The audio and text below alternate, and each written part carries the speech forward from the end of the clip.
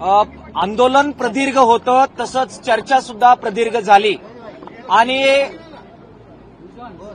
शेतकऱ्यांच्या संघटनांच्या वतीनं सर्व नेत्यांनी शेतकऱ्यांची बाजू अत्यंत घमासान पद्धतीनं मांडली आणि तारीख डिक्लेअर केल्याशिवाय कोणताही तोडगा निघणार नाही अशा प्रकारची भूमिका आम्ही आतमध्ये घेतली। केवळ तारीख न सांगता कोणत्याही प्रकारची घोषणा त्याला अर्थ राहणार नाही ही आमची भूमिका होती। त्याच्यामुळे तारीख जोपर्यंत डिक्लेअर होत नाही तोपर्यंत चर्चा पुढे जाणार नाही हा स्टँड हा सर्व शेतकरी नेत्यांनी आम्ही घेतला। त्या पार्श्वभूमीवर जवळजवळ 2 तास घमासान झाल्यानंतर 30 जून 2026च्या आत कर्जमाफी केली जाईल अशा प्रकारचा शब्द देवेंद्र फडणवीस साहेब मुख्यमंत्री, एकनाथ शिंदे साहेब आणि अजित पवार साहेब या तिघांनीही आम्हा सगळ्यांना दिलेला आहे।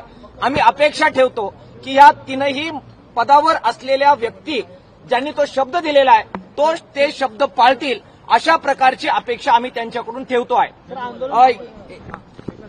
30 जून 2026 हा कालावधी यासाठी मान्य करण्यात आला की जर आता आपण जर ही तारीख ठरवली असती तर अतिवृष्टीमध्ये आता जे नुकसान शेतकऱ्यांचं झालेलं आहे ते शेतकरी कदाचित त्याच्यातून वंचित राहू शकले असते। त्यामुळे मागच्या फायनान्शियल इयर जे आहे 30 जून 2025चं त्याच्याबरोबरच 30 जून 2025 नंतर ज्या शेतकऱ्यांचं नुकसान झालेलं आहे या हंगामामध्ये त्यांना सुद्धा रिलीफ मिळावं या दृष्टिकोनातून ही एक्सटेंडेड डेट आपण मान्य केलेली आहे। याच्यामध्ये क्रायटेरिया काय असतील, कितीपर्यंत कर्जमाफी मिळेल, त्याच्यात अटी शर्ती काय लावल्या जातील याच्यावर आमच्या सर्व शेतकरी संघटनांचं बारीक लक्ष असेल। त्याच्यामध्ये घाम गाळणारा प्रत्येक शेतकरी हा बसलाच पाहिजे, कोणीही वंचित राहता कामा नये ही आमची सगळ्यांची आग्रह असणार आहे। आणि त्यामुळे त्यांनी जर क्रायटेरिया लावले आणि त्यातून शेतकरी वगळले गेले तर ते वगळल्या गेलेल्या शेतकऱ्यांची बाजू घेतल्याशिवाय आम्ही राहणार नाही। त्यामुळे अटी शर्ती न लावता सर्व शेतकऱ्यांना ज्याचा मातीत हात आहे, जो कष्ट करतो त्या प्रत्येकाचा 7/12 कोरा त्यांनी केला पाहिजे हा आमचा आग्रह असणार आहे आणि त्यासाठी आमच्या सगळ्यांची लढ्याची तयारी आहे। लढ्याच्या पातळीवर आत्ताचा लढ्याचा टप्पा हा जरी आम्ही आता स्थगित करत असलो तरी 7/12 कोरा झाल्याशिवाय लढा संपूर्णपणाने मागे घेतला जाणार नाही। 30 जून 2026च्या आत सगळ्या शेतकऱ्यांना लाभ कर्जमाफीचा मिळाला पाहिजे याच्यावर आमची पूर्णपणाने कमिटमेंट त्याच्यामध्ये आहे। या व्यतिरिक्त खरेदी केंद्र सुरू करा ही आमची मागणी होती। त्याच्याबद्दल त्यांनी सांगितलं की तातडीनं त्याबाबत आम्ही निर्णय करतोय। विशेषतः सोयाबीन आणि कापूस याची खरेदी तातडीनं मोठ्या प्रमाणात ते करतील आणि दाणा सोयाबीनचा खरेदी करू असं सुद्धा त्यांनी परत एकदा इथे सांगितलेलं आहे। पीक विम्याचे ट्रिगर आणि पीक विम्याचं संरक्षण या 2 वेगळ्या गोष्टी आहेत। बऱ्याचदा त्याच्यामध्ये संभ्रम केला जातो आणि ट्रिगर रद्द केले असं आपण म्हणतो।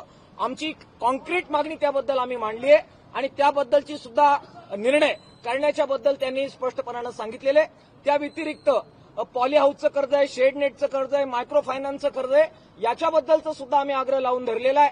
जी निकष ते डिक्लेअर करतील त्यामध्ये या शेतकऱ्यांना वगळता कामा नये।